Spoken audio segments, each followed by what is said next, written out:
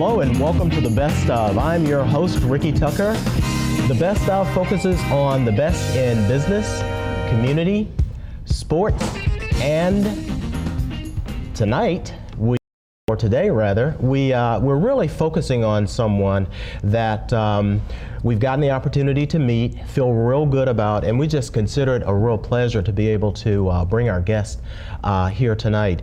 Her name is Helen Darling, and Helen has a background that may be a bit unique to some, but one that I think everybody's going to find very intriguing. Ms. Darling is a point guard and has been for the WNBA for about 10 seasons. So welcome and thank you for being our guest today. Thank you for having me. Absolutely, it's certainly our pleasure. We're going to start off just by asking you to share some information about you. It looks like you are an early, young retiree, huh? I am. In 2000, I went to college at Penn State. Mm-hmm. In 2000, I got drafted to the Cleveland Rockers. I played 2 seasons, and then I sat out 1 year and gave birth to triplets. Oh, wow, great. And then I came back and played one more season. And then from there, I got Cleveland folded. Then I went to Charlotte. I take that back, Minnesota for 1 year. And then Charlotte for 3 years, and then San Antonio, I finished up there in 4 years. Oh, great. Wow. So you've had a kind of a whirlwind career, so to speak. I did, and it's been a wonderful thing. I've met so many people, so many contacts, and a great way for me to network in different cities. Oh, wow.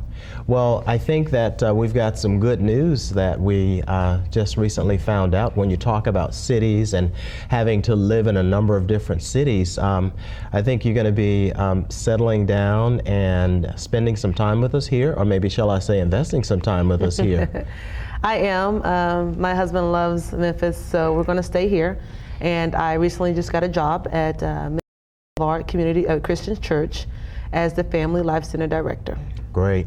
Thank you, Mr. Darling. We really appreciate you. And thank you, Mississippi Boulevard. We're going to do everything to keep you happy and keep you here because we feel that you've got a number of things to really share, obviously not just with the job, but with the greater community.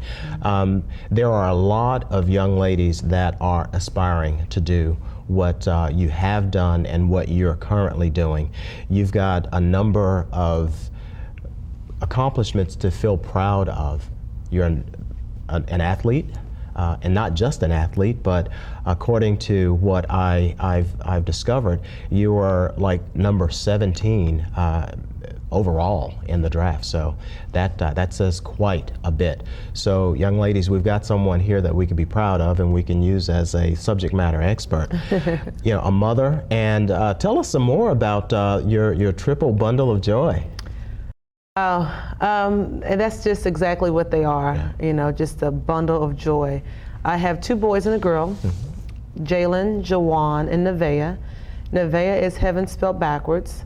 And right now they're growing, they're 9 years old, and 3 different babies. I mean, they're born at the same time on the same day, but 3 totally different babies. And as a mother, I've learned to love them individually, and allow them to be individuals, but at the same time, loving them all the same. Great, great. That's really awesome. You are also an author and speaker.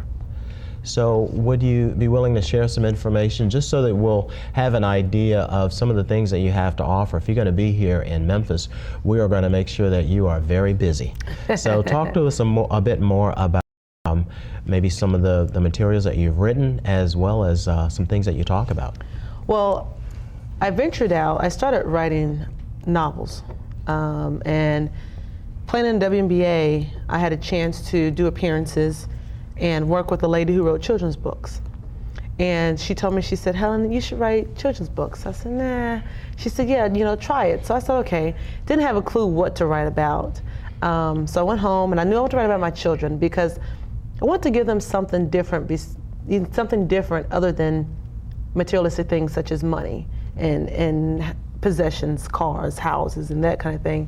I want to give them something different. So I wanted to provide for them something that they can read to their children about themselves.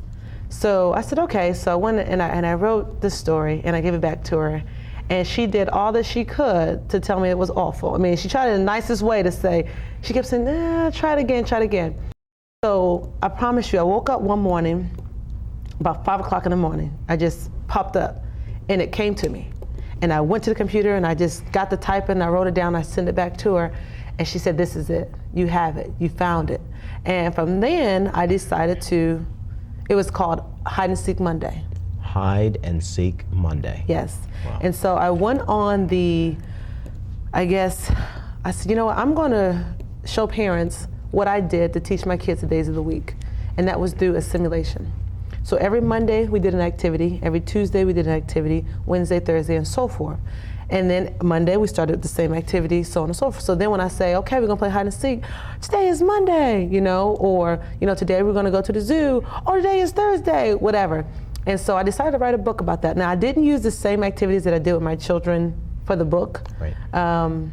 I came up with stories. And so I have 7 books, one a week, and each story is its own adventure. Hide and Seek Monday, Yummy Tummy Tuesday, Wacky Farm Wednesday, Obstacle Popsicle Thursday, Free Frog Football Friday, Scared Sick Silly Saturday, and Sunday School Sunday. Wow, that's great. Well, I tell you what, I think I'd like those books because they sound really great. I was a Dale Carnegie instructor for a number of years, and we had something called a memory stack, and that really that resonates with me because I could visualize that. So the parents out there really should look at how they could invest in something like that, because it really is an investment. And we are going to capture your information because those are the kinds of tidbits that I really want our guests to have and to share with the general public, because our children need more positive information and learning and all. And I think that's incredible that you gave them something, you thought beyond just the surface, and you're giving them something that's going to last generation after generation. Yes. And hopefully, who knows, maybe one of them, if not all, they may be writers and or speakers. So I hope so. Yeah. But the great thing about the books as well is that in the back of the book, there's extensions. So I provide for parents, teachers, caregivers, ways to use the book as an educational tool. We have on each book in the back, it has repetition, which is the same throughout every book, but it's a repetition page on how to use it as an educational tool, teaching them the days of the week. And then we have sing-alongs. Each book has its own songs that you can sing about the story. It has crafts and activities that you can do with your child. And then the last section is they call it higher level thinking questions. So it's questions about the books to get them to think beyond just what did they do this day?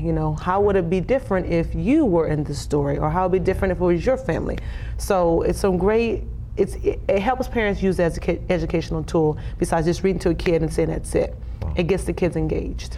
Well, we haven't even gotten to the point of me asking you about the value of education, and you've already shown our listening audience the value of education, because we've talked, and the lion's share has been about those things centered around education.